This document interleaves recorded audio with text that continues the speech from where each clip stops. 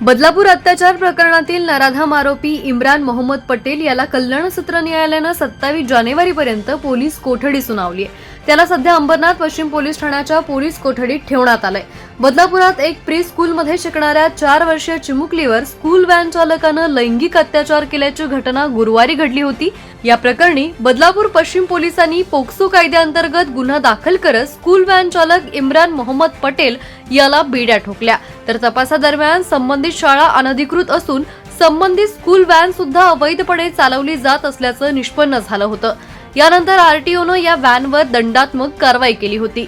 दरम्यान आज या अत्याचार प्रकरणातील व्हॅन चालक आरोपी नराधम इम्रान मोहम्मद पटेल याला पोलिसांनी कल्याण सत्र न्यायालयात हजर केलं असता न्यायालयानं त्याला 27 जानेवारीपर्यंत पोलीस कोठडी सुनावली आहे। यानंतर त्याला अंबरनाथ पश्चिम पोलीस ठाण्याच्या पोलीस कोठडीत ठेवण्यात आलंय।